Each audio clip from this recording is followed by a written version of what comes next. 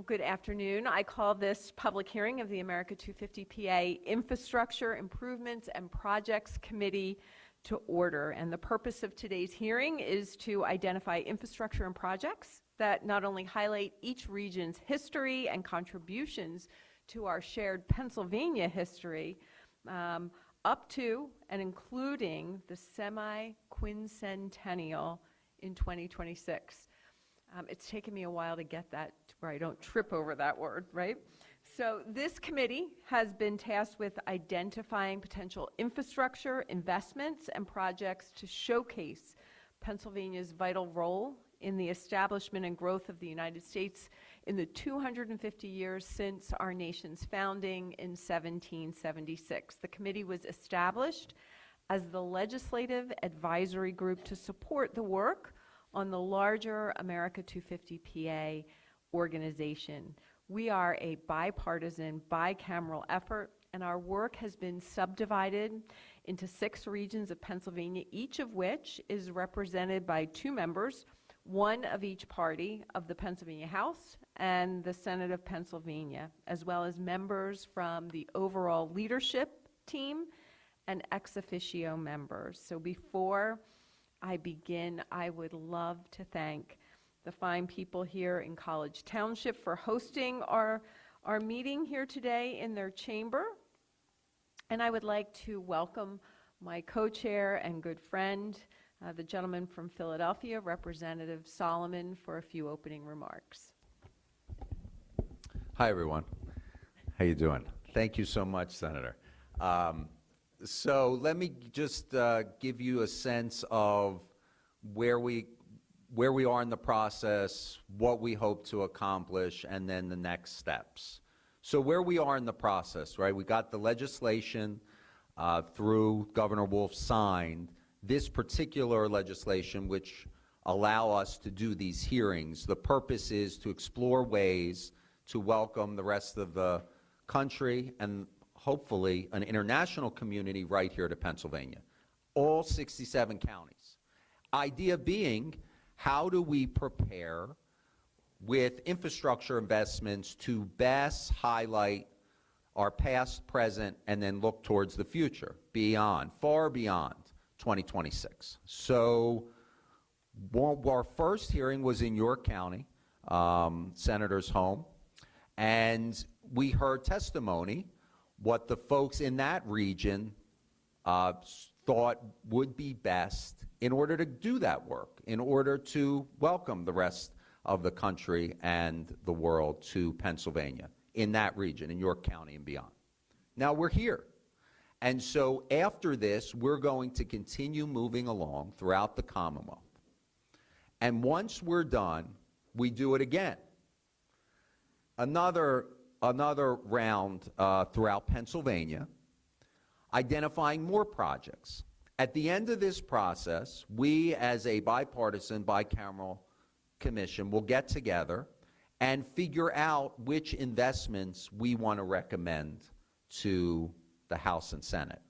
The idea being that if all 67 counties commit to this, every state rep and every state senator has skin in the game.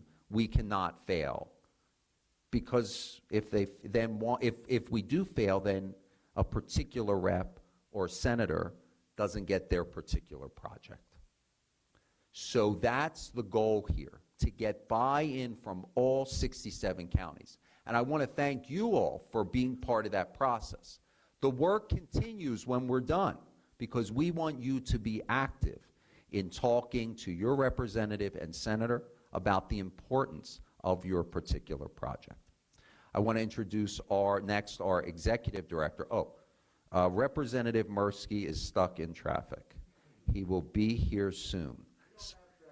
No, never. It's probably somewhere else other than Happy Valley. It's like being from Philadelphia when I got to Harrisburg and people said, oh, beware of the Harrisburg traffic. And the Harrisburg traffic lasts all of 3 to 5 minutes in the morning. So he will be here shortly, and we appreciate him making the trip out here. Cassandra Coleman's our amazing executive director, America250PA, and she will give some opening remarks. Thank you to both of you, and thanks to all of you for being here today. Excuse my voice. I woke up yesterday with no voice. I'm slowly coming back. But, you know, we are the Commonwealth of Pennsylvania's commission that was charged with planning and coordinating all of the programming, projects, and events around the 250th anniversary in 2026. And it's such a historic milestone opportunity.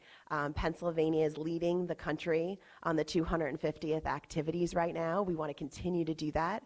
And the way we continue to do that is with partners like all of you in this room. Continuing to partner, continuing to make sure that we are putting our best our best foot forward and showing the rest of the country and continuing to lead like we did 250 years ago. So we're here today, as the representative and the senator mentioned, to listen to what you think are legacy projects that should be part of the 250th anniversary. And we're just really excited to hear the testimony today. I encourage you to go to our website at America250PA.org to learn about all of the programs and projects we currently have going on. I'm sure there's plenty within the region that you might want to get involved in. So in addition to that, should we go into the hearing process, or do you want to do intros first? Sure, I'm going to pass it over to Representative Tackett. Thank you very much. Want to welcome everybody to not only the 82nd District, but also to College Township. This is literally home turf for me. I was a member of College Township Council and served for years in this room, literally in this chair. One of the years. So this is great. It's wonderful to look out and see so many familiar faces. And what I'm particularly excited about is the opportunity to showcase really one of the things that makes our community so special. It's all of the resources and all of the people who've put the work into building infrastructure around the history, the culture, the civics, the educational opportunities here, not only in Center County, but across central Pennsylvania. So I really appreciate everyone being here today. I look forward to the opportunity for you to tell your story. And I also want to recognize, if I can, a couple of folks who have representatives here who will not be speaking. First, there's a brand new representative in the central part of Pennsylvania from Senator John Fetterman's office in attendance. His name is Elliot Copeland, if you would say hello to him. I believe he's literally in his first week on the job, and he's also a very recent Penn State grad, so we are. Welcome to Happy Valley. I also want to recognize Representative Scott Conklin's office is here. Tor Michaels is representing him, so thank you for being here, sir. And I'll let David introduce himself. But again, welcome to College Township, welcome to the 82nd District. My house is literally less than a mile over the hill. Not doing any kind of hosting afterwards, but happy to point out some great brew pubs or, you know, great restaurants here in town. So welcome to Happy Valley, and look forward to hearing everyone. So thank you. Hello, my name is David Smale. I'm the new kid on the block. I'm here representing Representative Benninghoff, and I wasn't expecting to be up front, so I wanted to be back there, but you know, I'm here, and I want to be over here on the side where they're sitting. But anyway, thank you for giving me the opportunity to be here. And if I might just add too, Representative Benninghoff is also a member of the Infrastructure Improvements and Projects Committee for America250PA as well.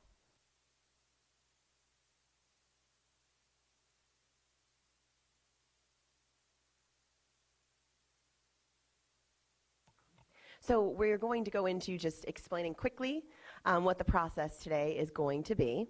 So one of the chairs will introduce the representative and the organization that will be testifying. You will have 5 minutes to testify. When you have 30 seconds left, you're going to hear one ding. Katie? And then when you hit your 5 minutes, you will hear 2 dings. just so that that doesn't alarm anybody.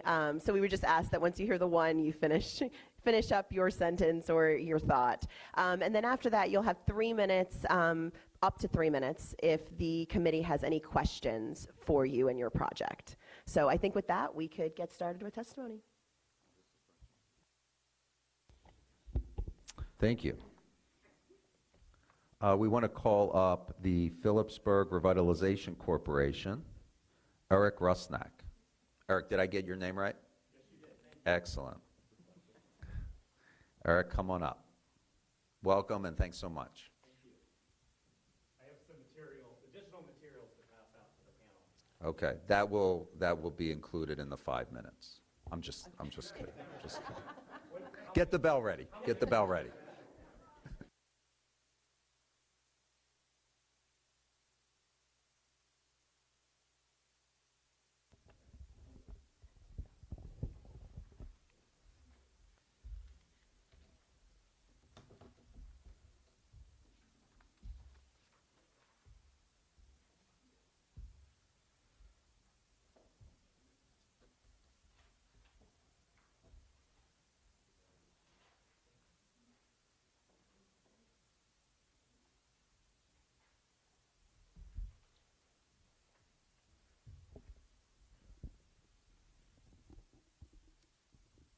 Are you ready for me? Is the mic in a good spot? Okay. Good afternoon. My name's Eric Rusnak. I'm the president of the Phillipsburg Revitalization Corporation. We are a non-profit, all-volunteer organization in Phillipsburg that helps to improve the economy and quality of life in our area. And I've come here today to present a proposal for a project that is kind of underway in our area in Center and Clearfield County. And I want you to keep this quote in mind. I keep telling people this. A town will not thrive with polluted water running through it. And that's what we have in Phillipsburg. Coal mining in the Moshannon Valley has been the backbone of American progress for more than 100 years. Our coal fueled the Industrial Revolution, was critical in achieving victory in 2 world wars, and provided our electricity to our nation for generations. Families settled in our area and built their lives around extracting coal from the ground. They mined tunnels into the mountain, they dug holes, and they opened up pits. But today, the residents of Moshannon Valley live with the effects of this American success story. Old deep mines discharge polluted waters into our creeks and rivers. Piles of coal refuse scar our landscape. Abandoned mining pits create environmental hazards that negatively impact our quality of life.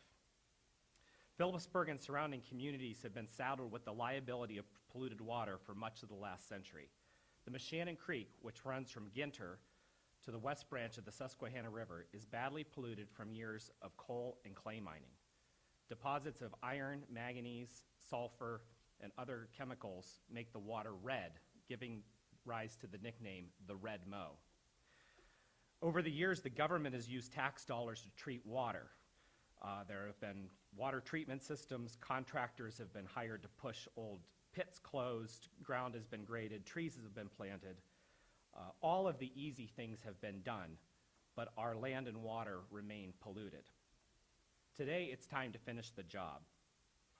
The Phillipsburg Revitalization Corporation, or PRC, is working with Phillipsburg-based Junior Coal Contracting, which is a family-owned coal company with active surface mines in Center and Clearfield counties, as well as a coal preparation plant in Decatur Township called Leslie Tipple.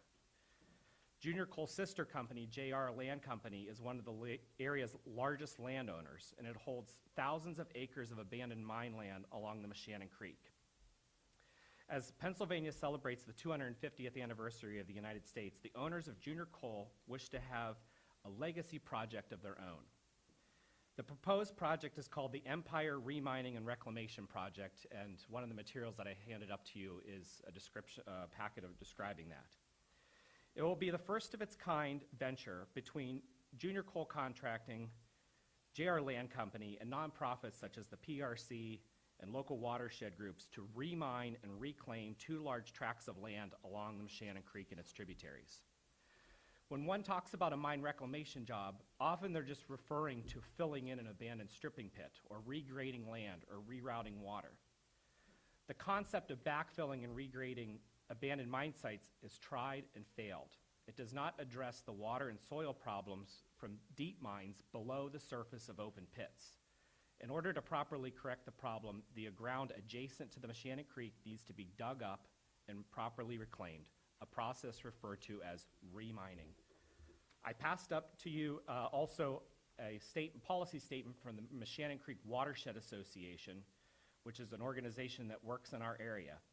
And they have stated that the Mechanic Creek Water Association recognizes that remining is an important component of the overall strategy to return the entire Mechanic Creek watershed to a healthy condition. They say rather than treating discharges at their source, an efficient way of dealing with them is to actually attack the water at its source, which is where remining comes in. Now, when you have a watershed group calling for coal mining, you know you have a problem. And this is where attention can be drawn in a way that shows a good partnership between the coal company and the watershed group. I've put together some materials for you that you can see. The idea for our project is to get nonprofit organizations to apply for grant money to help fund the unprofitable aspects of this remining operation, particularly the addition of lime and the building of treatment systems for any untreated water. Thank you.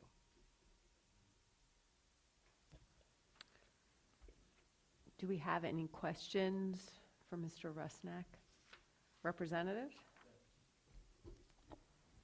Thank you very much for your testimony. I'm really interested in this. I'm particularly interested in the reference to the importance of remining and critical minerals. I'm actually a member of the House Environmental Resources and Energy Committee, and actually am chairing a subcommittee on mining. And as the former chair of the Spring Creek Watershed Commission, you do not have to convince me of the importance of clean water. But this is absolutely an emerging question, given our reliance on foreign sources of critical minerals, particularly to power our electronics, consumer electronics, and a green energy economy, and all of the solar panels and batteries and other things that we need. Given our reliance, I know that there's a lot of interest at the national level. There's interest from like the Appalachian Regional Commission and others. Do you have any particular research or academic partners? I know that there's a lot of research in this area. Yeah, we've currently been working with a couple of professors at the Penn State College of Earth and Mineral Sciences to explore lithium deposits below the lowest layer of coal, seam of coal, which is we would refer to as the A seam of coal. And one way in which we've done some test drilling, and those tests are being analyzed right now. But one way in which we could partner with someone like that through this process is that the A seam of coal has been deep mined out, and so it now needs to be daylighted and surface mined. Once that coal is removed, the lithium is believed to be in the clay just below that coal. And so the way I sometimes describe it is the battery for your Prius is underneath our coal.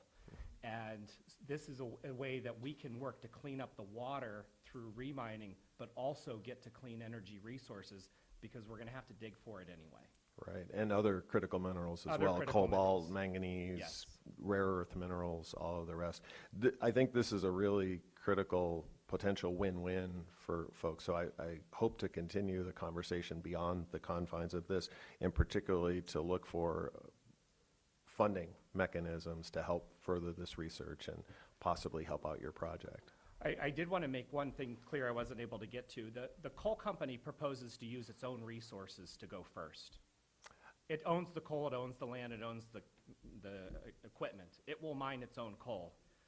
What keeps it from mining coal and reclaiming is some of the things that reduce the profitability, including the addition of limestone and trucking of refuse coal, things like that. So that's where you can turn something that's not profitable into something profitable. Right, with a win-win for everyone with the Yes. commercial viability. So Yes. thank you very much for introducing the topic. Thank you.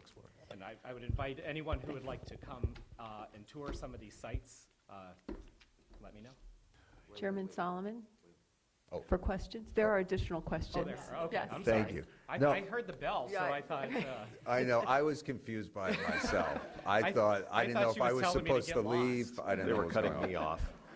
off.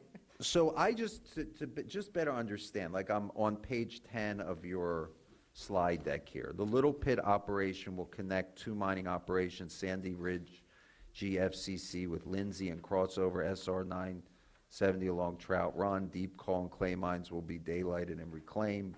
Bony refuse piles cleaned up, water improved in Trout Run and Coldstream. What does that mean? Can you explain that? so the coal company owns all of the ground between the village of Sandy Ridge and the borough of Osceola Mills, or at least a majority of it. And most of it has been mined. They're currently working on a reclamation project called the Sandy Ridge GFCC, which is government-funded construction contract, even though it's kind of a misnomer, there's no government funding. It's the government, the state allows the coal company to do a reclamation project and remove the coal incidental to doing it. That project is going on right now. The Lindsay operation is an active permit, but has recently been backfilled. And so there is still coal to be removed, and there's deep mines under the Lindsay operation that discharge water into the Moshannon Creek. And so as a point of reference, to sort of get people's mind around it, what we are saying is we want to connect these two mines. They're about 5 miles apart, and mine everything in between them. And part of the reason why I present it this way is that when you go to the Department of Environmental Protection and ask for a mining permit, they're not going to be inclined to give you a mining permit for 1,700 acres. They might not even be inclined to give you a mining permit for 17 acres.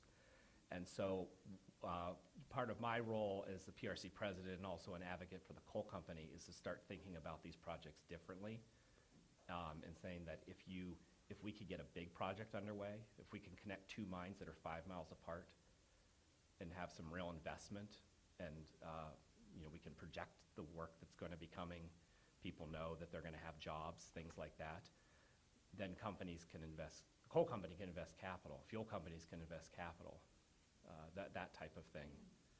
And then the big pit operation, I guess if you have a little pit, you have to have a big pit, is the same concept. It just connects two active mining permits that are along another stretch of the creek. And additional permitting would be required, Yeah, right? there's no permit the only permit that exists are for these for the like Sandy Ridge and Lindsay operation, but the ground in between it's abandoned mine land that's not permitted to be mined. And then for the actual work, what would be the number of jobs you could see created? I think that it depends on what kind of permit is achieved or obtained, but I could see there being hundreds of jobs being created at the coal company alone. But then I guess I could point you to, there's a page in my slide deck that talks about the other jobs that, I'm sorry. Take your time. If you look at page 5 of my slide deck, it's called Local Economic Benefits. These are just off the top of my head, companies in the area that the coal company does business with. So talk about buying heavy equipment, tires, mechanics, welders, fuel, engineers, explosive companies, hardware stores, restaurants, signage, rail service. The coal tipple is on R.J. Corman Railroad, so a lot of the coal is shipped by rail. These are just some examples of how you could improve the economy.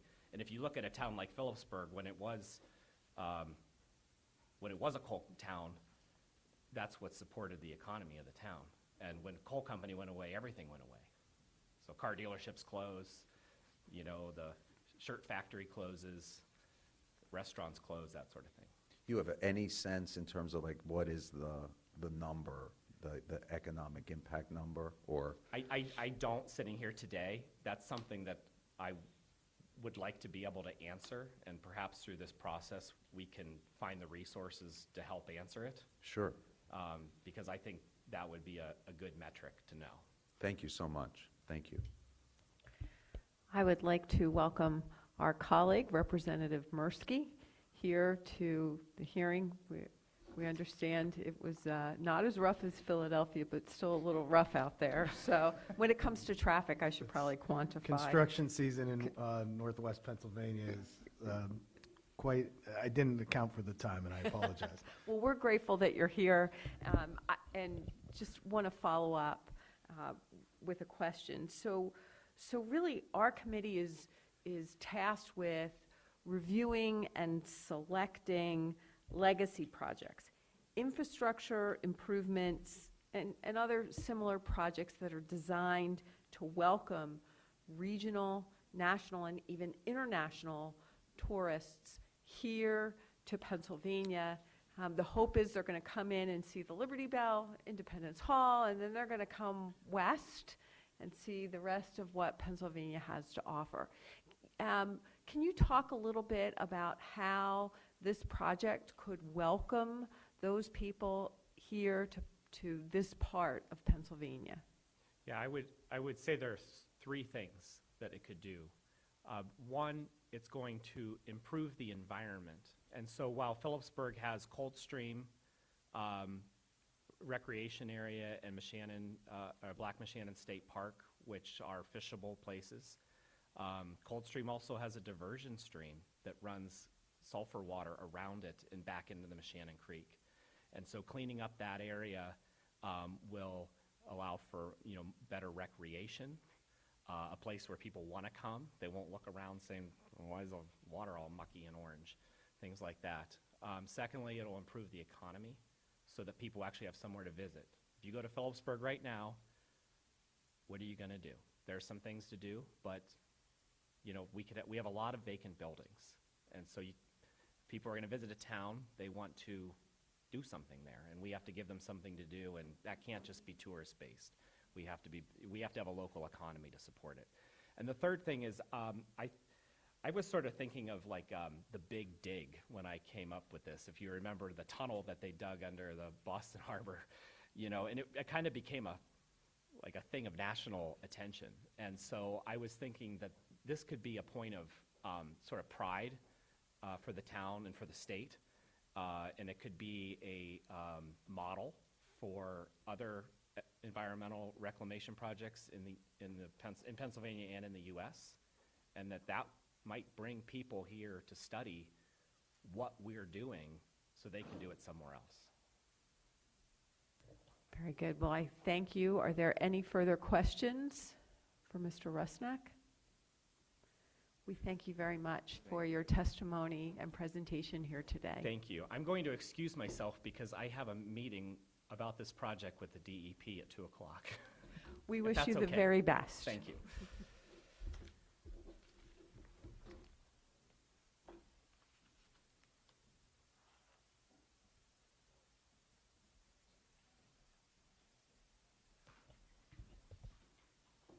Our next testifier we'd like to welcome is Tom Fontaine from the Borough of State College.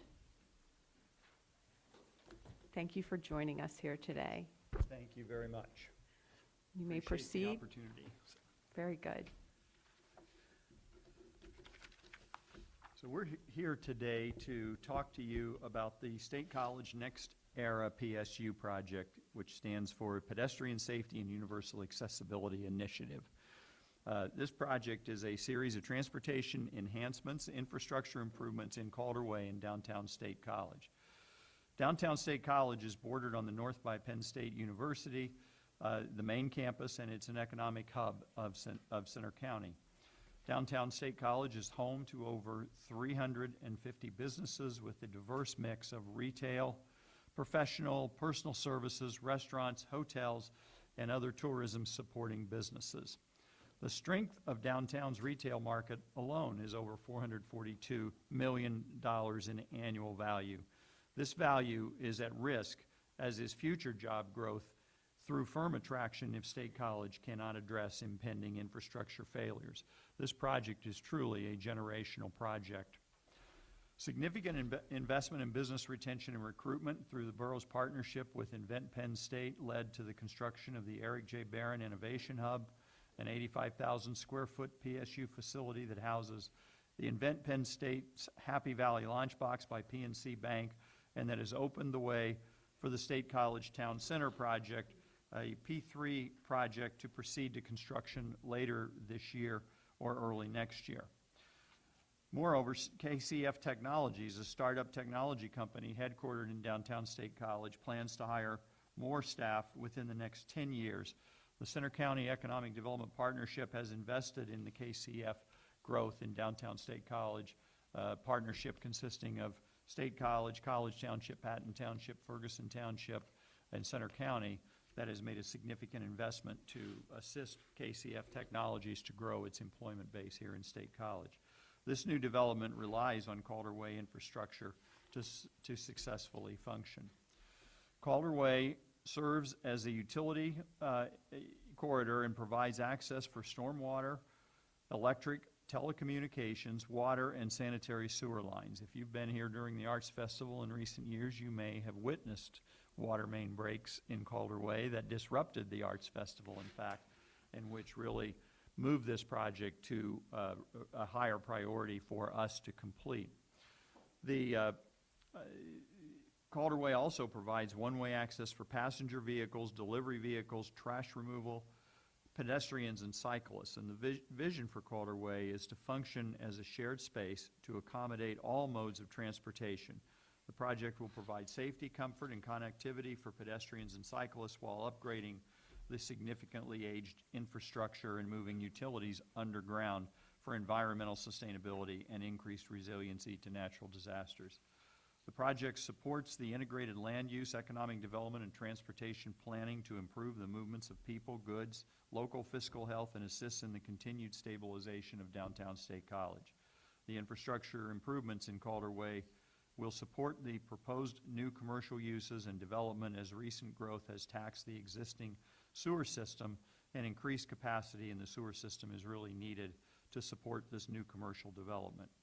The project will consist of on-road facilities for pedestrians, bicyclists, and other non-motorized forms of transportation, including sidewalks, traffic calming, pedestrian lighting, and ADA improvements. The project will also upgrade all infrastructure, relocate electrical and telecommunication lines below grade, install EV Level 3 charging stations in the 3 public parking garages in downtown State College. And we know this project will result in real benefits, including a 67% reduction in annual pedestrian and vehicle crashes, 43.2 million annual vehicle miles avoided, 18.5 million in health and mortality reduction benefits over the project life cycle. And I have a pamphlet that I didn't bring today, but I will circulate it to the committee after this hearing today so that you have some basis for understanding those numbers and what the project will accomplish.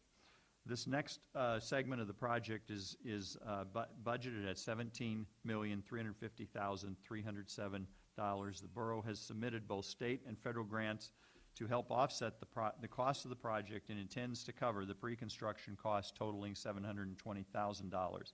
The borough is requesting $2.5 million of legacy PA 250 PA funding for this vital project, and I'm grateful for the opportunity to present this testimony today. Be happy to answer any questions. Thank you very much for your testimony. Representative Solomon. Thank you, Tom. You know, I think that the Senator made a really good point about how these different regional projects sort of work together. And when we were in York, I think it was maybe the Historical Society was talking about how they plan to sort of make this a Commonwealth experience where they're going to link up to Pittsburgh and Philly and everywhere in between. How do you see this linking up with other regions? I mean, how is it? Is it a corridor tour? What are the historic points? Are you gonna welcome people with a particular with some kind of a welcome to this area, providing the historical background? What do you see happening in 2026? Well, probably all of the above. This State College itself is a tourist destination with Penn State University and the 7 or 8 or 9 major events that occur here that draw over 100,000 people from all over the Commonwealth as well as the entire country.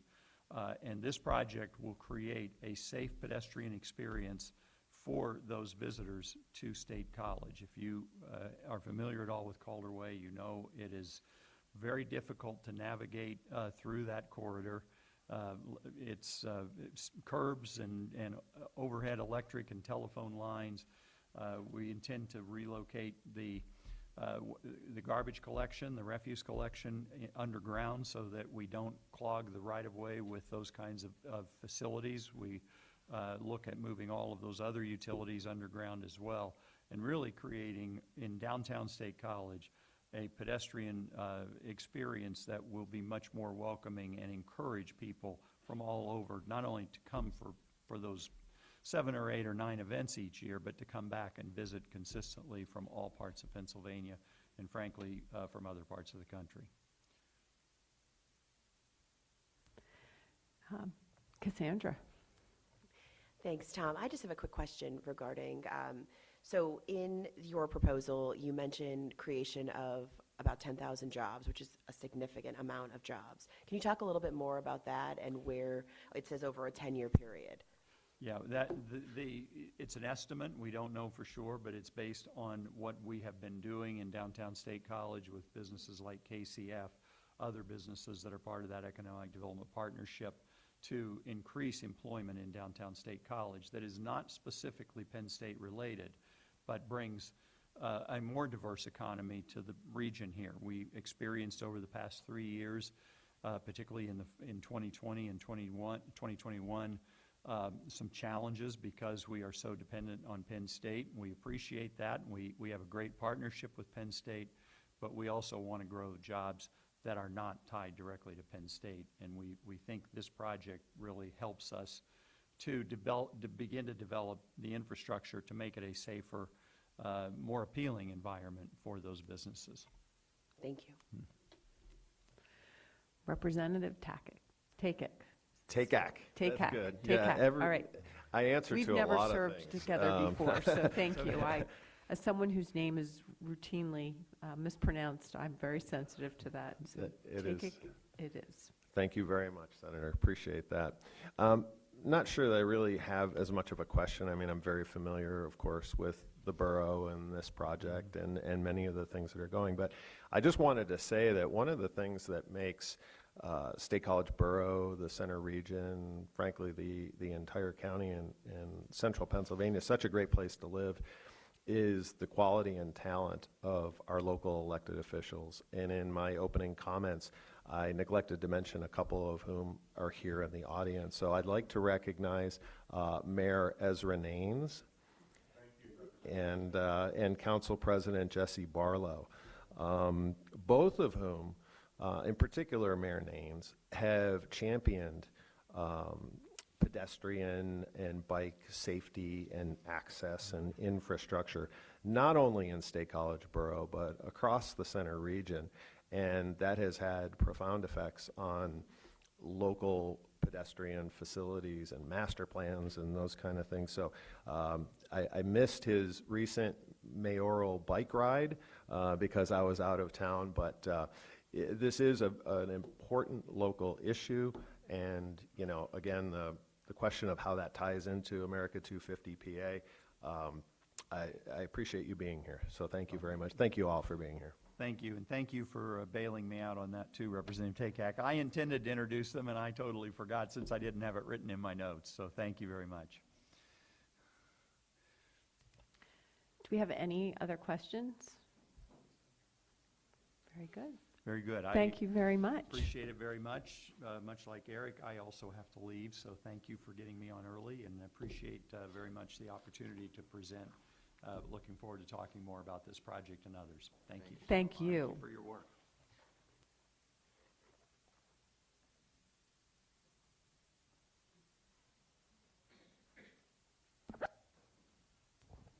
Next up, we have David Kovach, the Stewart Tank Memorial Association.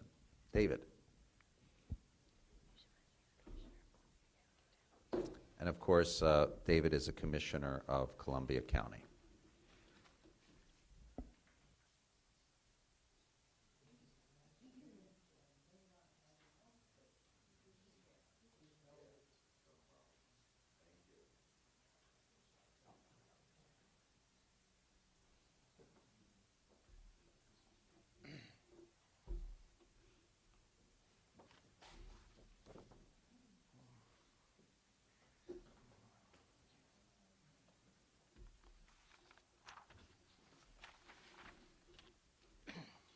Well, good afternoon. I am Dave Kovach, President of the Stewart Tank Memorial Association. Thank you for the opportunity to present before you today.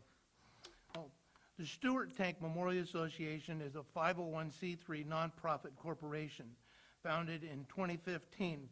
Our mission is to honor the 9,135 workers from 177 communities throughout northeastern Pennsylvania who produced 15,224 Stewart light tanks at the American Car Foundry in Berwick. We also honor all World War II veterans. The American Car Foundry workers came from as far away as Clark Summit, Dewshore, Williamsport, Sealand Grove, and New Tripoli. The association has an all-volunteer organization. In addition to our museum, we do historical presentations at schools, service organizations, and at public events. When students are in the audience, we highlight STEM education, engineering, manufacturing, science, chemistry, and mathematics as applied to the design, manufacture, and operation of the Stewart tank.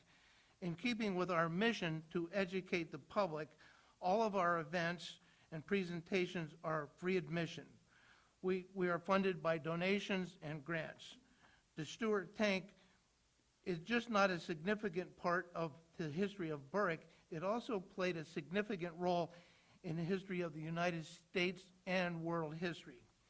The Stewart tank was the first U.S. tank designed to function independently with a top speed of 35 miles an hour. Previous tanks were designed specifically for infantry support and had a top speed of 9 miles an hour. The M2A4 was the first U.S. military tank to be built on the assembly line. Previous U.S. tanks were individually manufactured at various U.S. arsenals, particularly the Rock Island Arsenal. The M3 was the first tank included in the Lend-Lease program as part of the Arsenal of Democracy. The Stewart tank was utilized by all Allied armies in all the theaters: North Africa, Europe, Asia, Pacific, including Alaska and Antarctica. We're not sure what that one was doing in Antarctica, but there's one there. The ACF Berwick was the largest producer of armor plate at the time, producing at least 10% of all armor plate for the U.S. military. Every armored vehicle produced for the U.S. during World War II utilized at least some armor plate. 1 out of every 8 vehicles produced for the war were built at the Berwick ACF. The ACF plant was the only manufacturer at the time with its own ballistic testing range. All other manufacturers were required to ship their products to the Aberdeen Proving Grounds in Maryland for testing. The American Car Foundry, Berwick, Pennsylvania, was selected by Hitler as one of 19 targets for his America bomber program. During World War II, the American Car Foundry Berwick produced millions of bomb casings, artillery shells, and hundreds of railway cars, and over 21,000 D7 Caterpillar tractors. The Stewart Memorial Association obtained a 1942 M3A1 tank in 2015, and in 1945, we were able to find a D7 tractor in 2017. We also have a 35-foot trailer that was made and donated for us to haul our tank to parades and other events. Currently, all these items are shuffled from one location to another wherever we can find free storage. We are currently restoring our M3A1 tank at a rented spot 20 minutes from our museum, and the tractor also needs some restoration. The maintenance and storage facility will be a 70 by 30 foot pole building with a 16-foot ceiling. There will be two 14-foot high overhead doors with reinforced concrete flooring. The estimated cost is $151,000. This includes plumbing, electrical, and HVAC. It does not include a number of other items, but if we are able to get the building, we will be able to take care of those items. And the property itself will be leased from the Borough of Berwick for $1 a year for the next 99 years. The maintenance storage facility will be only 5 minutes from our museum and is centrally located for all of our volunteers. The facility will be located at the Test Track Park where we hold our World War II event. The facility will allow us to store all of our equipment, our tank, and props for that we have at our site. Fred Shepterly, who was a Berwick man, was a parts manager at the ACF when the Marines received their first Stuart tank ever, first tank ever. The Marines needed someone with knowledge of the Stuart tank, and Fred volunteered. He wrote the operating and maintenance manuals for the Stuart tank. Captain Fred Shepperly recruited 100 men from the Berwick factory, and they served as the Marine Corps Armor, Maintenance, and Repair Company in the Pacific Theater for 2.5 years. This maintenance building will be dedicated in their honor for what they did during World War II. Thank you. Well, thank you very much. Do any of my colleagues have questions for the commissioner?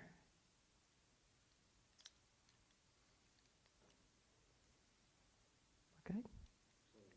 Absolutely. Representative? Thank you very much for being here. It looks like a great place to visit. Yeah. Can you describe what's currently in the museum, and is there not room in the museum for the tank? I'm just a little curious. Having not been there myself. We have one or two problems, maybe two. We either have too much stuff or our building's too small.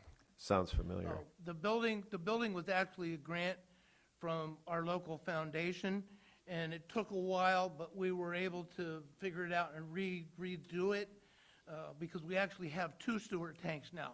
One of those tanks is in our museum.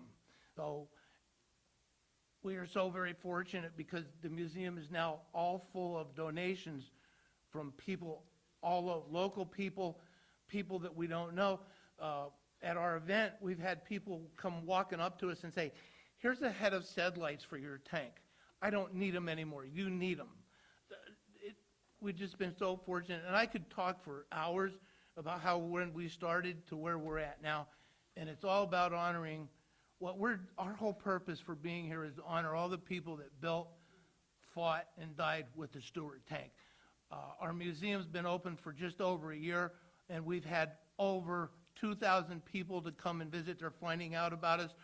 We're trying to get out on every website and TikTok, wherever the digital world goes. But they're finding out about us, and we found out that there's a lot of people that are interested in World War II and what happened here. And this happened in my hometown. So, sorry. I'm very involved. Well, I'm glad to know that it's been open less than a year, so I haven't missed it for very long. Oh, no. Okay, Oh. but I will be there. Thank you. And we'd love to have you all come and visit. That would be wonderful.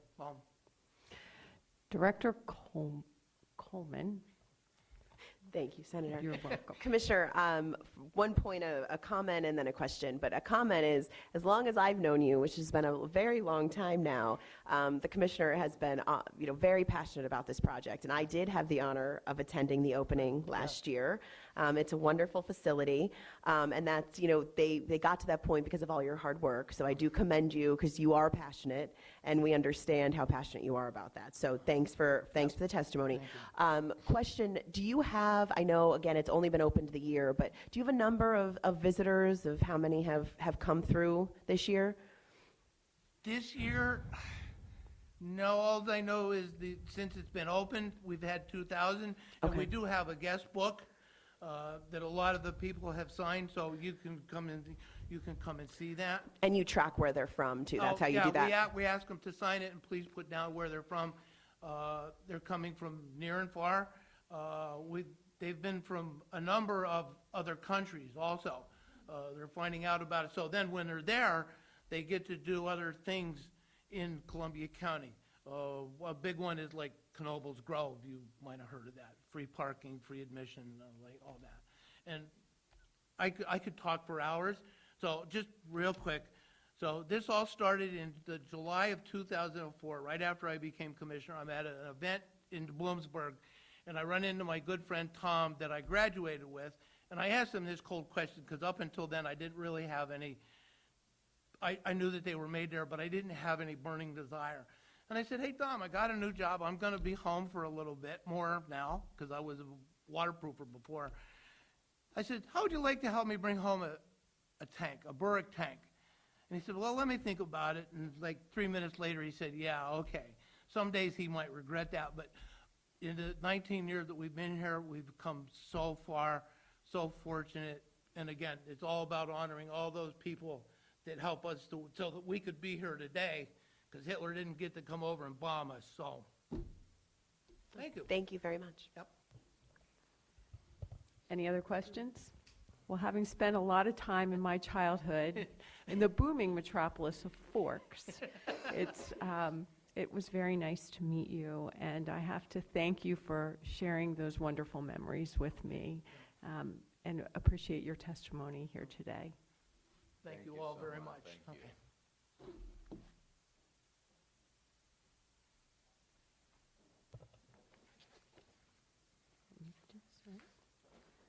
So our next testifier here today is Sue Hannigan. She is from the Roland Curtin Foundation for the Preservation of Eagle Furnace.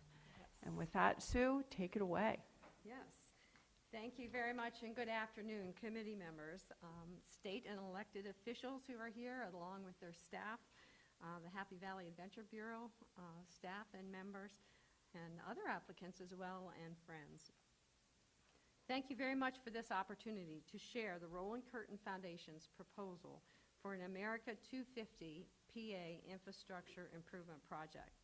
The project supports the expansion of rail-side amenities at Eagle Ironworks and Curtin Village, a historic site currently administered by the nonprofit all-volunteer Roland Curtin Foundation for the Preservation of Eagle Furnace and located in Boggs Township, Center County.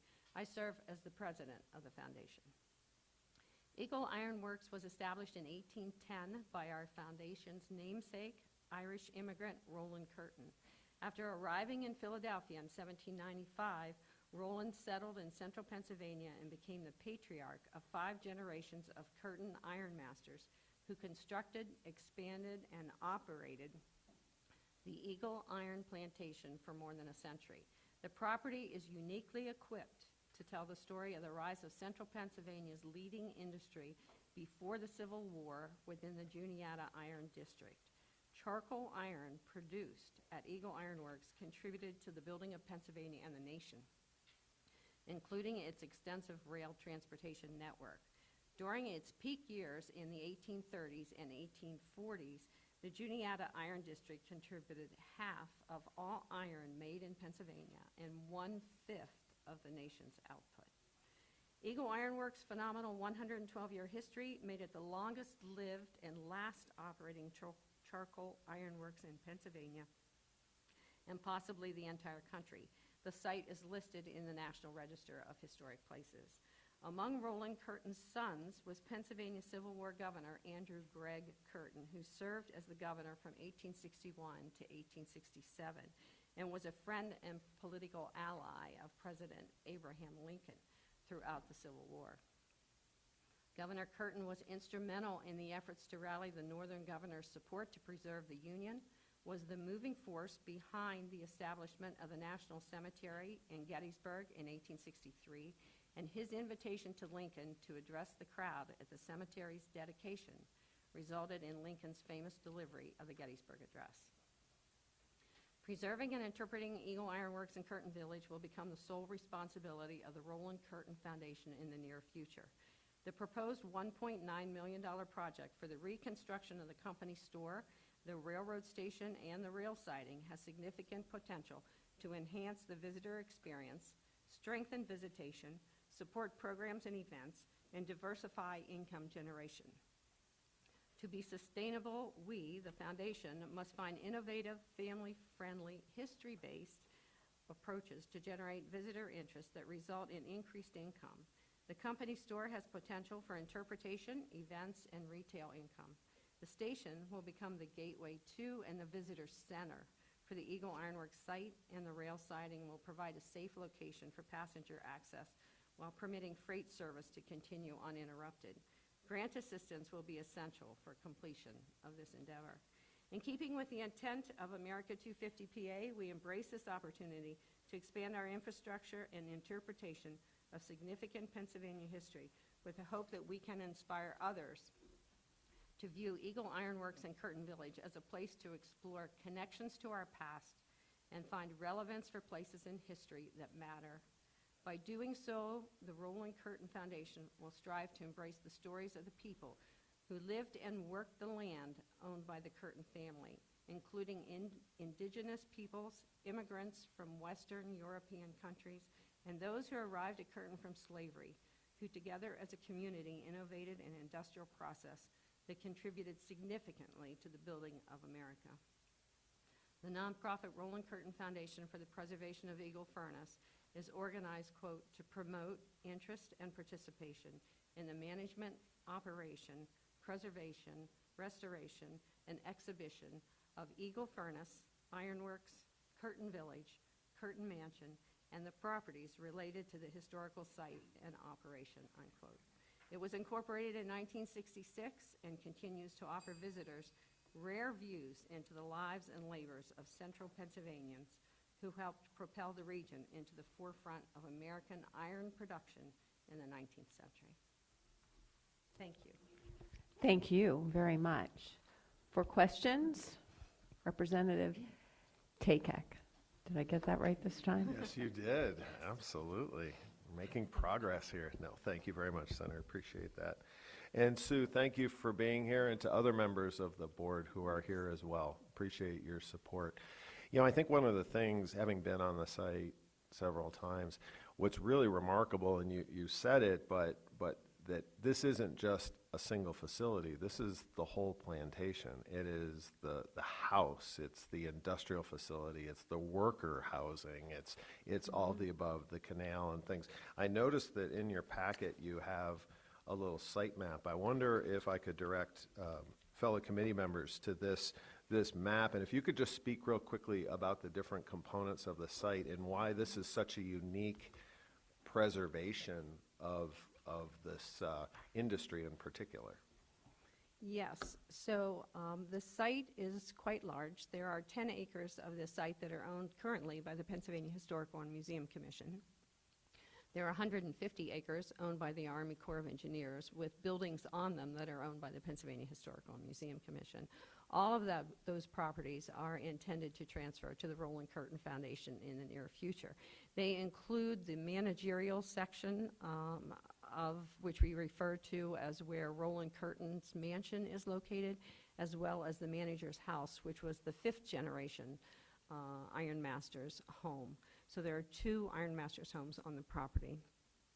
Nearby them is a barn which served as a stable. Horses were very popular there in the 20th century, so they had a stable just for horses. Carriage House has been redone to provide a catering kitchen operation there to support programs that we currently have. Once we walk away from the manager's area or the Ironmaster's residential area, we come to the industrial complex, which on your map, and I have other copies here, perhaps I should distribute to everyone because they are a bit larger while I'm speaking, but then you won't be able to hear me. So I will stay put. Thank you, Paul. And when we get to that industrial complex, that's where the iron furnace is located with all the components of an iron furnace available for visitors to tour. Now that includes, and there was a picture included with your testimony, it not only includes the furnace stack, which is where they inserted the fuel and the iron ore in order to make the iron, but it includes the charging house, which is where they fed the furnace from the top. It includes the casting house, where the molten iron was drawn off every 12 hours, twice a day, 7 days a week, well, 6 days a week. They gave Sundays off, 365 days a year, essentially. It was a nonstop operation. And then we also have the blast house, which was needed in order to generate the air needed, the cold air needed to fuel and keep the fire burning that was done with charcoal. So that blast house has a overshot water wheel in it. It operates 2 piston-operated bellows that force the air into a central box, and that cold air is then forced into the furnace to increase the temperature by burning the charcoal at a higher temperature. It took almost 2,500 degrees, 2,800 degrees to smelt iron from the iron ore that was included. And then across the road from there, we get to the workers' village, where we have a log cabin that is open for tours. Mr. Dukeman's home is there. Mr. Dukeman was the blacksmith. Many generations of Dukemans were blacksmiths at the iron furnace. There's a boarding house. The foreman's house is there as well. And associated and located right beside the furnace, which you can see on your map, is lock number 11 of the Bald Eagle and Spring Creek Navigation Canal. So this furnace stayed in operation until 1921, the Eagle Iron Works until 1922, which made it the longest operating charcoal-fired coal blast furnace in Pennsylvania, if not the nation. But part of the reason why it was so successful was because it had the transportation mechanisms to get their products to market. So in 1848, when the canal was opened to Curtin, the Curtins also built the furnace right beside the canal. And then in the 1860s, when the railroad was opened, that became the major means of transporting product at that time. So that contributed to its long success as well.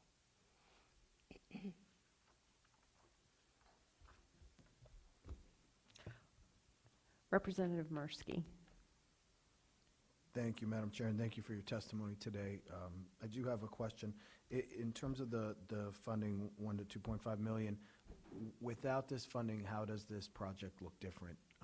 And conversely, with this funding, how did you see the preservation of Eagle Furnace being more successful?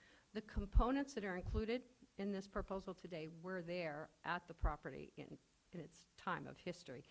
There was a railroad station there, a company store were there, and a siding. The goal was to reconstruct those. Those parts are missing. But more than that, the railroad station alone will provide the gateway to the site and become the visitor center. At the present time, we really don't have a visitor center for all of these components. So that's very important to us, that we have a place where visitors can first arrive by train, hopefully, at some point in the future, as well as just driving in and walking in. But they will be able to view an orientation video that would then be available in the train station. So how does it look different? If we did not go forward with this site, we would be cobbling together, as we currently are, striving to provide a visitor experience that is worthy of definitely visiting, because it is the last operating charcoal-fired furnace in Pennsylvania. But the beauty of having these things, it will enhance the visitors' experience, and it will generate, we believe, much more visitation to the site, because there is an awful lot of interest in rail excursions and rail to Curtin Village. Absolutely. Do you have an estimate on how many visitors this could increase attendance? We have read through economic development studies and found that the thing that really increases the visitation by rail is if we have events. We're looking forward to that first event, hopefully in the near future, regardless of not having the siding in place at this time. And we anticipate that there will be hundreds of people there. And for each visitor that arrives at an event, it supports 8 additional jobs. And so we're thinking that with rail excursion potential to come to Curtin, that will increase visitation, increase more tourism in Center County, and create more jobs. We'll definitely need to create a job for the Roland Curtin Foundation. Currently, we're all volunteers, but we do believe we're going to need a full-time, part-time event coordinator for this. Thank you. Any further questions? Very good. Thank you so much Thank for your you. testimony here today.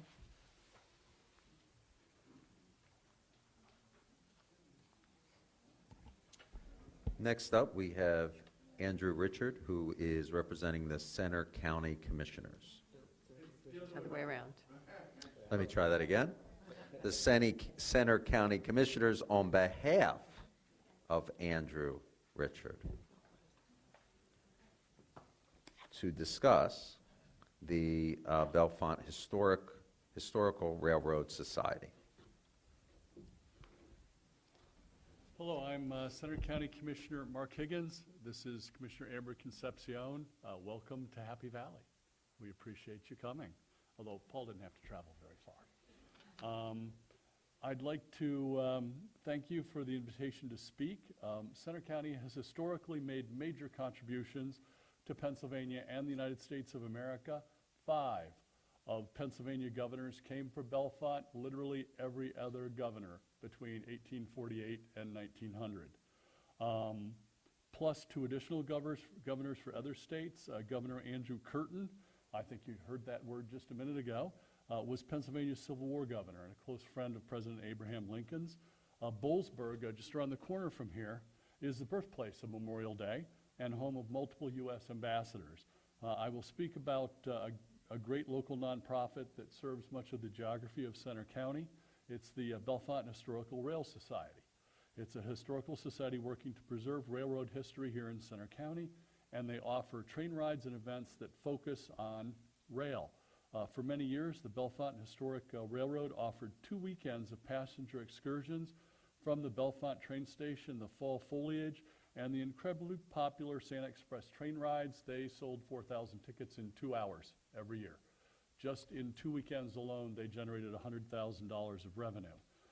These rides were provided through a collaboration of the BHRS, the CEDACOG Joint Rail Authority, the North Shore Railroad, and the Penn Valley Railroad. Currently, they're offering speeder car rides during major festivals from both Talleyrand Park in downtown Bellefonte and the Lamont Granary about a mile from here. They maintain a section of historic railroad track, also about a mile from here, and they're working to preserve historic railroad equipment and infrastructure. The BHRS has access to the CEDACOG Joint Rail Authority-owned track that runs from Tyrone toward Altoona, and then all the way over to Lock Haven. So this is actually a 3-county service area between Blair, Center, and Clinton counties. And they also connect in Milesburg to Bellefonte and Lamont. This line connects numerous historic locations in Center County, from the Lamont Granary, the historic downtown Bellefonte, the old Bald Eagle and Spring Creek Navigation Company Canal, historic and tourism sites along the entire Bald Eagle Valley, which again spans 3 counties, the Bald Eagle State Park, and iron furnaces, including the Curtin Village at Eagle Iron Works Historic Site, which is a unique and well-preserved large iron plantation operated by Roland Curtin and his family from 1810 to 1921. It was the last operating coal-fueled iron furnace in Pennsylvania. Now, the rail line into Lamont, where Paul lives, was built by the Pennsylvania Railroad in the late 1800s to serve freight and passengers in the Penns Valley and Happy Valley areas of Center County. This line provided service to Penn State and connected this region to the national rail network when railroads were about the only way you could move around the country quickly. Railroads helped build communities across the United States and connected the nation with fast, reliable service, strengthening the bonds of our newly forming nation. Preserving that infrastructure in smaller communities not only links us to the past, but maintains a corridor for future transportation needs. This project serves local transportation and tourism and would affect local members of the community by improving a road and railroad crossing on a well-traveled local road and maintaining that rail crossing to be used by the tourist railroad, which affects both locals and out-of-area families for fun, learning, tourism, and recreation. The primary impact of this initial $30,000 to $50,000 project would be in preserving the tourist attraction that draws tourism dollars to local businesses across multiple Center County municipalities. During construction, the project would employ 5 to 6 people and would entail removing the old rail and ties where the Mountain Nittany Road crosses the tracks. They'd put in new ballast ties and rails and a wooden flange guard and then repave the area. A future grant should focus on the purchase of up to 3 historic passenger rail cars to accommodate the Santa Express and fall foliage excursions. An estimate for this grant would be roughly an additional $300,000. These projects would help strengthen the tourism and recreation communities in Center County. Thank you for hearing my testimony. I'll now turn it over to Commissioner Concepcion for some brief remarks. Hi, thank you all. I think one of the things I'd like to emphasize most is the educational impact of having this kind of rail connection. Not only could families and children experience what it would have been like to travel on historical rail cars, but by connecting them to these historical sites, we're improving the extent to which members of our community value and are aware of the history in these sites. They learn about the history. It's going to really improve the extent to which we have this buy-in to maintain our history locally. So, and it's in connection with a lot of other projects going on in regard to those sites. Thank you, Commissioners. So this price tag of $29,610, for that dollar amount, what will you see that is different from how this actually looks today? Right. So the $29,610 was an actual quote from the company to repair that intersection, but it was from a little time ago, so it's possible. Sounds low. Might run a little more. But in Lamont, there is a train station right in their small downtown, and this intersection is roughly 2 blocks before that train station, and it's very difficult to, at this point, actually get a full-size train to come to the train station without the improvement of this particular intersection. So you repair it, and then the full-size train hopefully can move through Go that all intersection. the way to the actual train station, which is, what, Paul, 1.5 miles out of downtown State College? And there is local parking there. Yeah, not even that far. Not even that far. Goes maybe through a your mile. house, right, Paul? Luckily not. Yes. So that's phase 1, and Yes. then what is phase 2, and how much does that Yes. cost? Phase 2 would be the purchase of up to 3 historic railroad passenger cars, which would run the cars, the rehabbing, the transportation of said cars, roughly in the ballpark of $300,000. The difficulty for the Bellefonte Historic Rail Society is right now they have to rent the rail cars. And So you don't have one? They have 1 car that's currently in the process of being shipped here. They need about 3 more. And right now they have to rent those rail cars, and so they'll pull in $100,000 of ticket revenue. They'll get to keep $40,000 of that. And so they're basically, this is a labor of love for them right now. Is that a historic car that they're renting to bring here, Yes. right? Yes. Okay, Yes. so that would be used if we could do these repairs. Potentially, yes. The Okay. difficulties, if any of you serve on transportation committees, there's recently been some technical changes to federal rail rules that you can't actually transport historic rail cars on main lines anymore, except at huge expense. So, yeah, unfortunately, unless there's a change in the federal rules, the Bellefonte Historic Rail Society will have a historic rail car and that's all they're going to have. And so this would be a total all-in, a two-phase project Yes. costing about $330,000. Correct. Got it. Okay, thank you for that clarification. Other questions, comments? Representative Takak. Thank you. Not so much a comment, and I don't want to preempt any of the other testimony, but I just really wanted to highlight that just down the hill from where we are right now is the Lamont Village, and there's a very active historical society. There's a historic district there. There's a granary that has been reconstructed that hosts events now. In fact, if anyone would like to stick around, they're having their first concert series tonight. It starts on the adjacent green. It's a weekly event. They host a German Christmas festival that draws in people from all over. That's at one end of this proposed historic railroad connection. That then goes into historic Bellefonte, which, you know, it's Victorian bed and breakfast. They do the Victorian Christmas. It's the home of governors. It's just a remarkable place if you haven't been to Bellefonte. And then it would continue there out into the valley to the Roland Curtin Ironworks plantation, and out to Bald Eagle State Park. I mean, it really showcases the mining, the lumber, the history, the agriculture, the railroad, all of that. And I neglected to mention that down at this end, too, we're in very close proximity to Penn State. We're in very close proximity to Boalsburg, which, as you mentioned, is the home of the Memorial Day, but it's also the home of the Pennsylvania Military Museum, which is the official repository of Pennsylvania artifacts and interpretation, part of the Museum and Historical Society. There's the Bowl Mansion.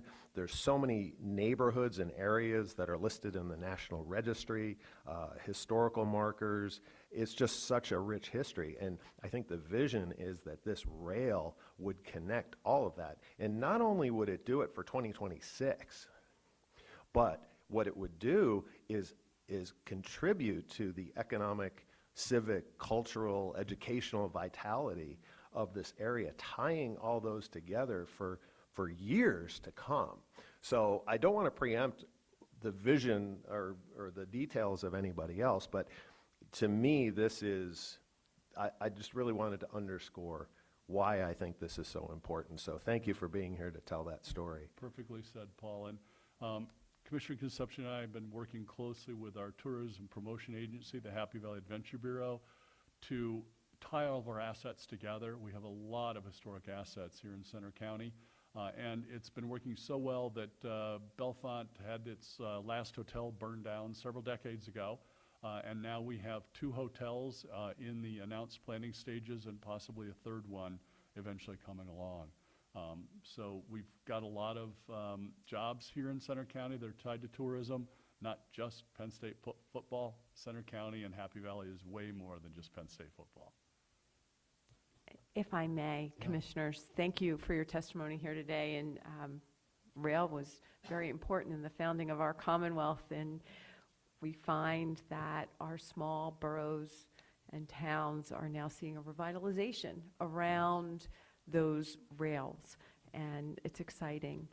The previous testifier, Ms. Hannigan, talked about the work being done at the Curtin Farm, Village, yes. the plantation, Curtin Village, and the old ironworks. Yeah. Your rail lines connect in there. Yes. So this project that you're putting forward and the one that our previous testifier spoke to, can you talk about the interconnectivity of those 2 projects? Certainly. So our long-range vision, which Paul was expressing very eloquently, is that you can have people come to Center County and they can go to Lamont, a little more than a mile from the campus of Penn State, park there, board some historic railroad cars, go to Bellefonte, which is a gorgeous community for those of you on the east side of the state. It's Jim Thorpe with adequate parking. So we have beautiful brick buildings, beautiful historic structures, numerous restaurants, numerous adult beverage establishments. One of the cideries in Bellefonte won the Governor's Cup 2 years ago. Our distillery in Bellefonte won the Governor's Cup 2 of the last 3 years for the quality of their product. And then you can continue on with a short train ride to the Roland Curtin Foundation and see essentially a fully operational iron furnace that is charcoal fired. It's the only place in the entire state, possibly the nation, where you can see that. So this will extend your ability Yes. and the lines that you Yes. can ride when you come here to visit. Because right now, historically, there were 2 weekends when you could do this, and currently, there are 0 weekends when you can do this. A 10 or 15 mile long speeder car ride is not always enjoyable for most people, whereas a passenger rail car, it's very nice. Indeed. You know, when we had that rail functioning, truly the tickets were sold out within an hour or two of when they would go on sale. And for families in the area, getting those tickets, it was like Taylor Swift tickets. You know, it was really a competitive, Yeah, that comparison highly makes sought after. Yes, you know, it was, yeah, you had to be on there. Yeah. Well, very good. Thank you for helping us to conceptualize that. Any further questions? David. Mr. Smeal? I just wanted to mention, we had some recent interaction back and forth, and Representative Benninghoff is in total support of the historic aspects, everything that you're speaking of, and he hopes to be able to do more. He's always keeping his eyes open, his ears open, as far as funding and what's, you know, available. So he's definitely in your corner. So, you know, just stay tuned on that and, you know, be patient. He'll continue to do what he can. Thank you. You're welcome. We thank you very much for your testimony here today. Yeah, really appreciate it. Thank you.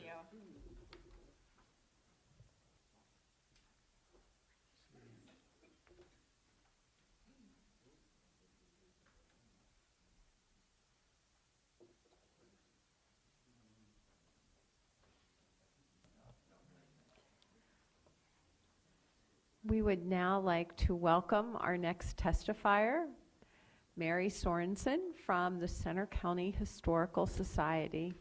Thank you for being here.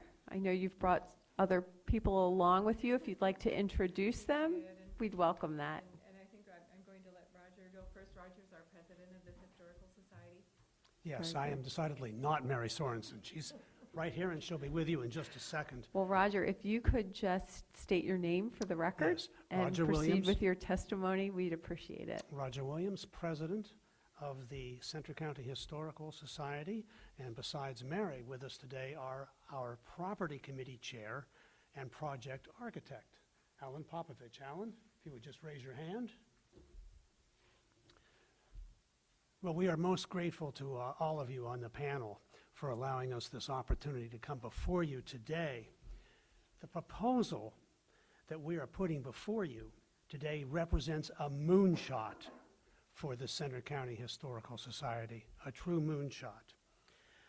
If funded, it would be the most consequential development in the long history of our organization since the acquisition of Centre Furnace Mansion back in 1978. It would essentially double our scope, scale, and impact with benefits that would last generations for the people we serve and the tourism that we support. Here to tell you more about it is our Executive Director, Mary. Thank you, Roger, and thank you to the committee for all of your service and work on this. This is wonderful, and for inviting us here today. The idea for expanding beyond the Centre Furnace Mansion to serve the Society's mission has been on the minds of our leadership for decades. The idea began to take shape in 2018 when Chet Esber informed us they were considering selling their adjacent property. With recent real estate development in the area, we feel it's critical to preserve this property in a way that integrates it with the Centre Furnace Mansion. The Society proposes in this $6.5+ million legacy project to purchase the Esber property to establish the new Center for Cultural and Historic Preservation and make improvements to the surrounding landscape. Doing so would launch the Historical Society to an entirely new level of programming and service to the people of Center County and the larger visiting public. Reimagining this historic corner in College Township at East College Avenue and Porter Road, just down from Beaver Stadium, we envision its potential in the following ways. As a gateway for visitors to State College and to Penn State that showcases the history of the area in context in Pennsylvania. As an expanded center for research and educational programming, as a welcoming site enabling the society to promote local history and tourism, as a park with expanded paths for visitors to discover, explore, and learn. The project would involve acquisition, documentation, structural, evaluation, stabilization, and rehabilitation of the ESBR buildings to improve visitor experience and accommodate evolving uses to include expansion of permanent and temporary gallery space, including for a period room for the Richard W. Pensick collection of early American decorative arts and furniture, a public library and research room, event program and demonstration space, visual collections, storage, and high-density archival storage, partnership space with the Happy Valley Adventure Bureau, Historical Society office space, and rental space. Having a master plan and comprehensive historic landscape plan for the property will be essential. Development of the landscape will include ADA, accessible trails, added interpretive signage, outdoor event space, as well as needed repairs for the furnace stack masonry. We are committed to growing the Society's reserve funds as an endowment to accommodate our operations as this organization grows. Our revenue streams associated with the project, such as tenant rental, rental of private event space, and meeting space, factor into this sustainability as well. Our connection to America250PA, the Historical Society hosts exhibitions, talks, demonstrations, publications that feature history and culture of America and Pennsylvania during the Revolutionary period to current times, and will continue to do so. Revolutionary War officers Samuel Miles and John Patton launched Center Furnace in 1791.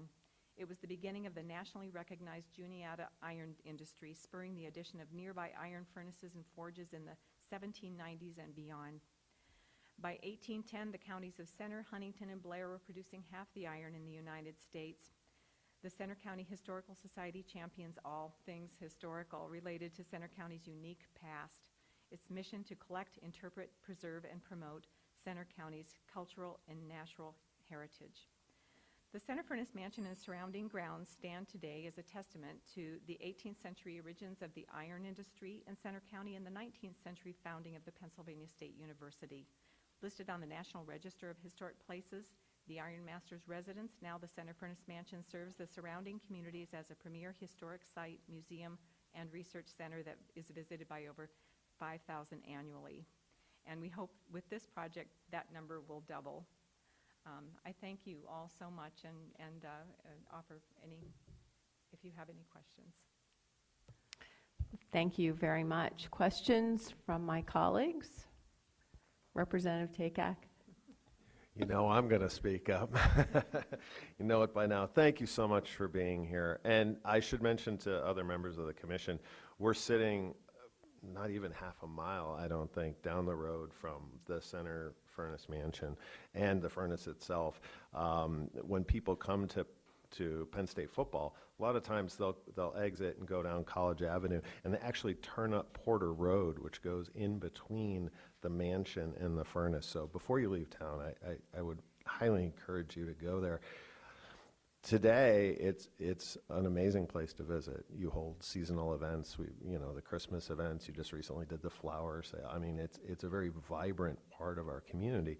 I also wanted to mention, too, College Township has a proposal in place to create a walking connection, a pedestrian connection from here all the way into campus, which would actually go right past the mansion and also past the furnace as well to connect campus to this part of town, which is today not easy to do. So I think that would tie into this as well. But I really wanted to underscore the relationship of the Center Furnace and the proprietors of it to the development of Penn State. And I can't recommend Roger highly enough as an author, by the way. He's published several books on that particular issue and the development of Penn State, and we all know how important that is as the land-grant institution for Pennsylvania and the development continuing to this day of Pennsylvania. And, you know, Mary's amazing staff and volunteers. It's just,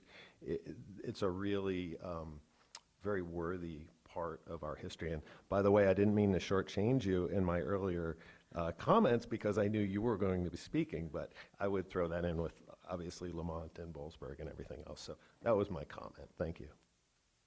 Thank you. Do we have any other questions for our testifiers? Representative Solomon? Thank you so much for the testimony. You say here the county served Center, Clearfield, Clinton, Blair, Mifflin, Huntington. What does that exactly mean? Really what that means is we work together with all of these county historical societies to share research, to share events, to cross-promote and so forth. And so with that, we really do reach a larger community. And as I sit on the board of the Pennsylvania Museums board as well, and so I know how important it is to help promote all of the area, not just our own little corner of it. Thank you. Very good. We thank you very much for your testimony here today. Thank you. Next up, we have Edward Stoddard and Fritz Smith from the Happy Valley Adventure Bureau. Come on up.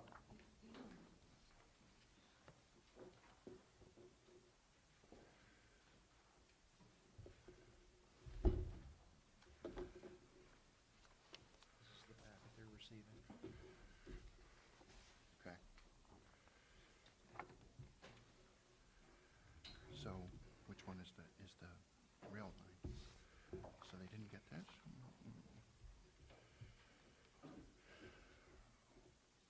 This is the real piece.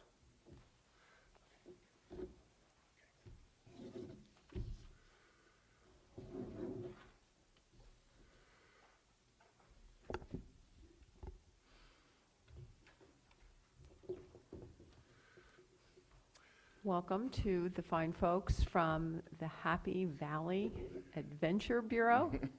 And we welcome your testimony. All right.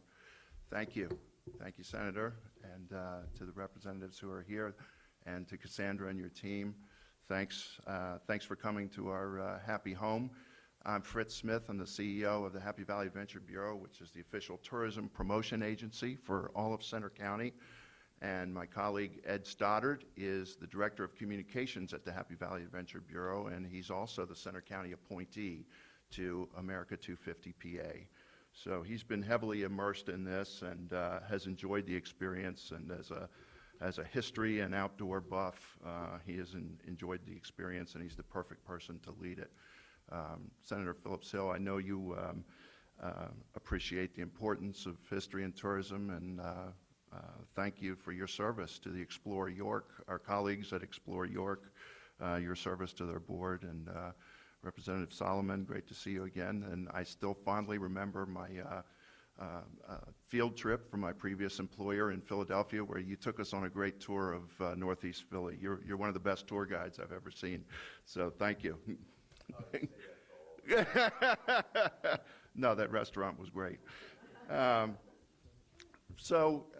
Commissioners Higgins and Concepcion and Representative Takak, quite frankly, stole a lot of the thunder from me. I think they articulated almost everything that we were going to say. But you can see the importance of history and tourism here from the turnout that we had from our constituents. And I think you saw some recurring themes from the history of rail line. And so I'm going to continue to emphasize the line that Commissioner Higgins talked about, the line from Tyrone to Lock Haven that runs through Center County, and Bellefonte can be a perfect hub and spoke location for people. Commissioner Higgins talked about the investment that's being made there. When I came here 4.5 years ago, potential investors in hotels and bed and breakfasts and restaurants and retail were unsure about whether to invest their money. I think today you see the cranes in State College, and you see construction in other parts of the county, including Bellefonte and Phillipsburg. And I think it's because we do have so much more than Penn State. And so America250PA is a perfect opportunity to shine a spotlight on those assets.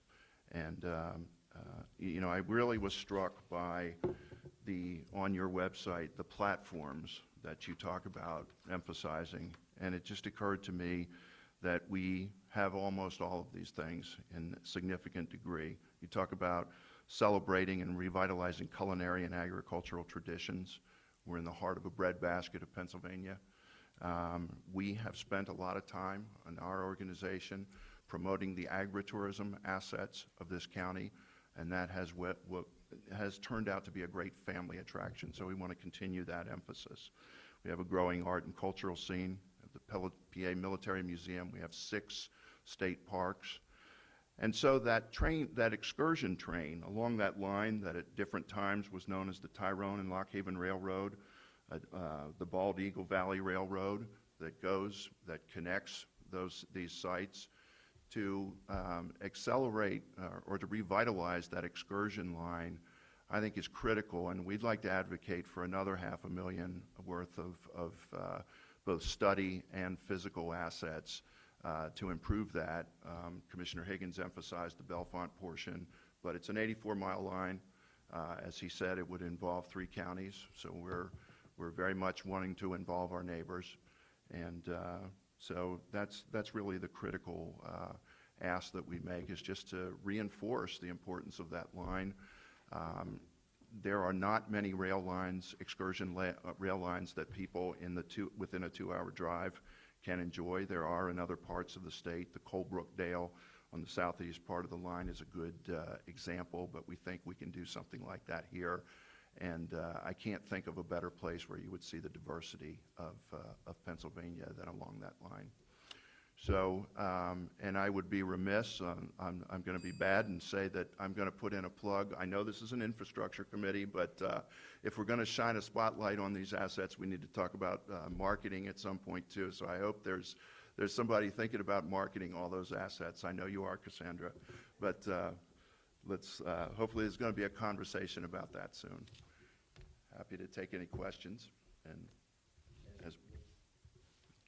I'm here more to support Fritz and answer some questions. I have a few details that I could share. Thank you.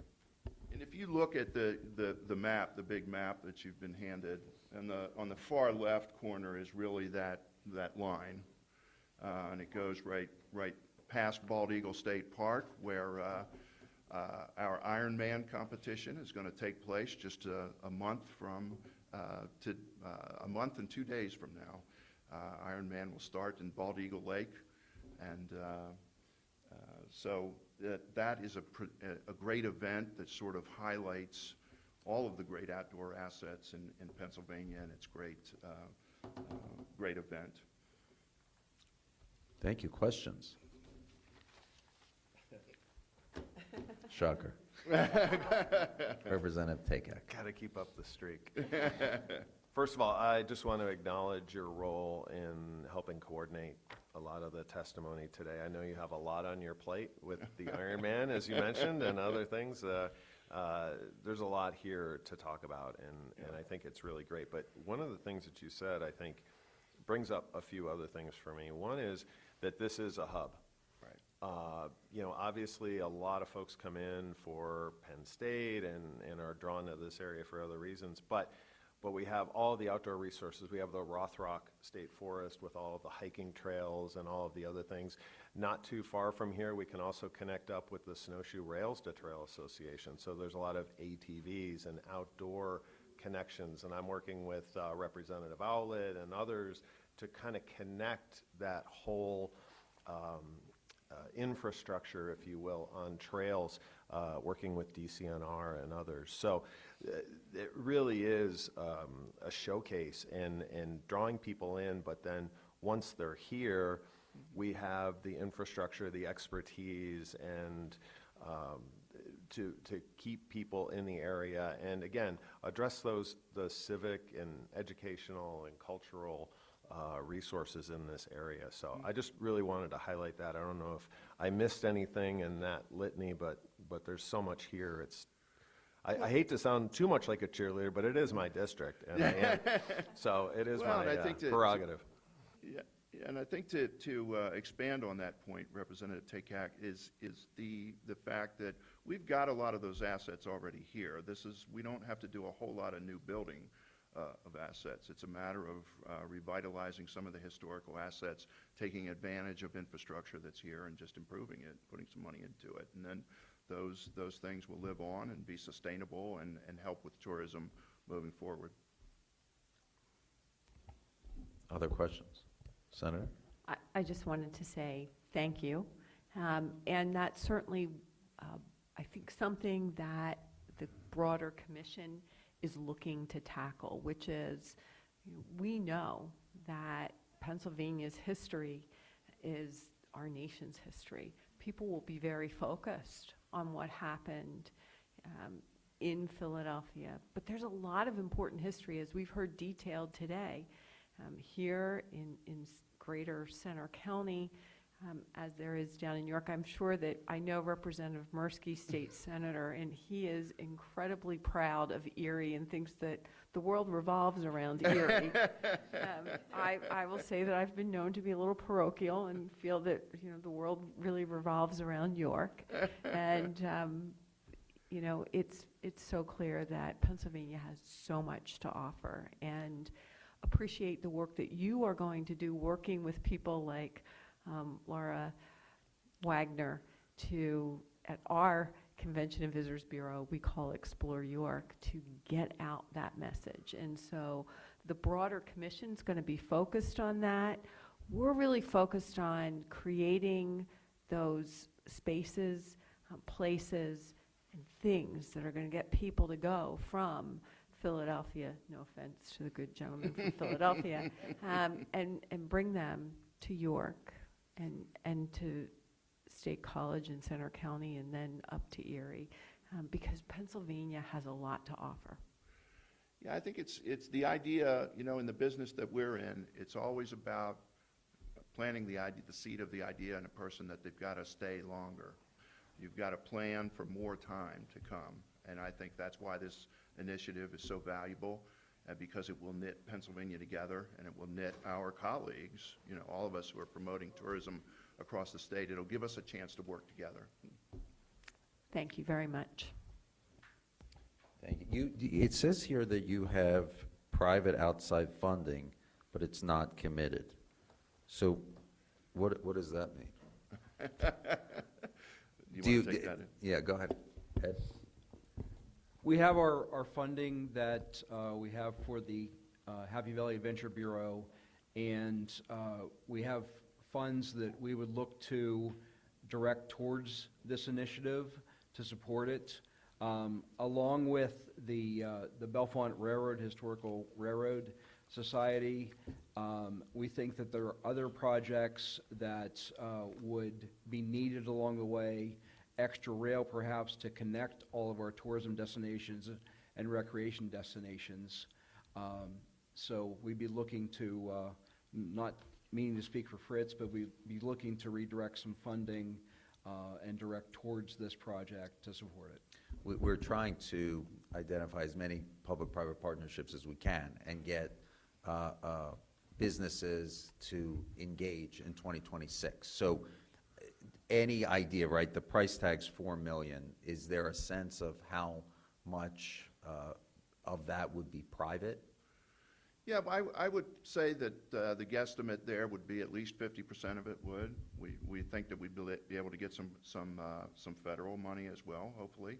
But we're blessed here with a good philanthropic community. A lot of Penn State grads have done well, and I think they're fiercely proud of the area. Many of them come back after a successful career in Philadelphia or New York and come back to this area. And they are very energized by the tourism energy that's occurring here in Center County. And I think that with some state money and some federal money, and if the Adventure Bureau would contribute some, I think that would stimulate some private contributions and turn it into a great public-private partnership. Thank you. Sure. The Happy Valley Adventure Bureau represents more than 300 direct tourism-related businesses in the county. So we'd be looking to gather funds and partner with as many of those businesses as possible.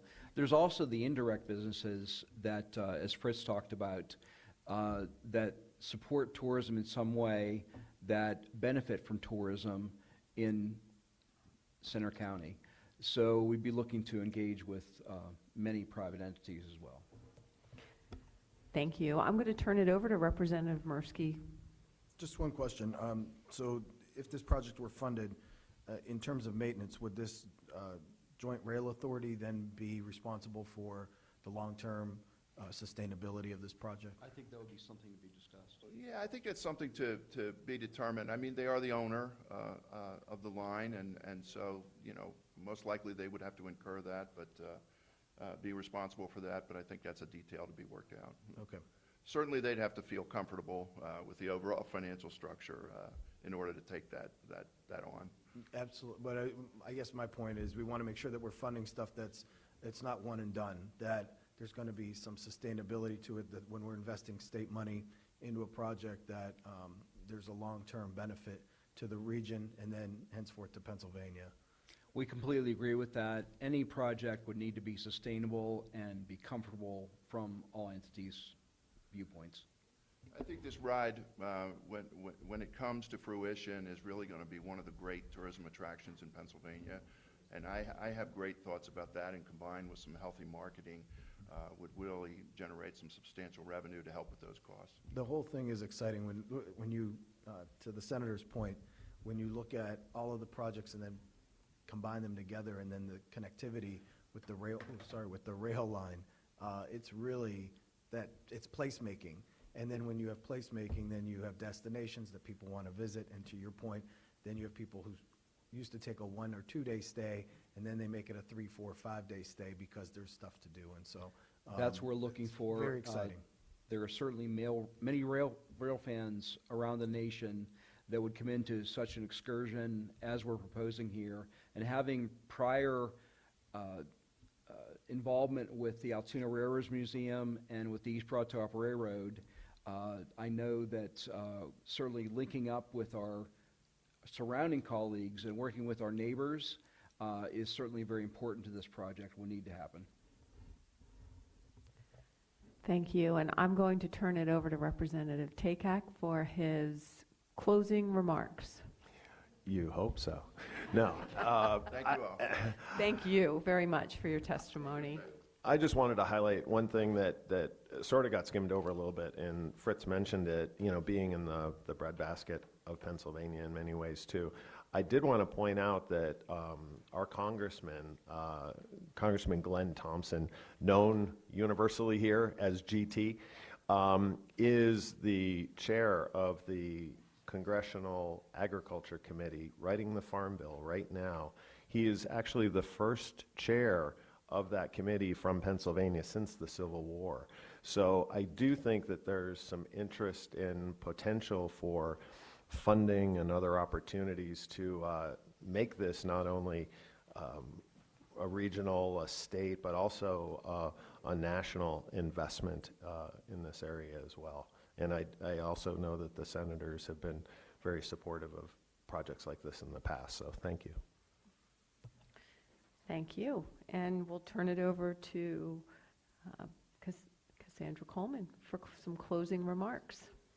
Sure, so thank you. I just want to thank everybody again for being here and for presenting your projects. As both chairs had mentioned, we will be on tour all summer through September 1 with these 12 public hearings. So we will be coming back to the region, just to a different county.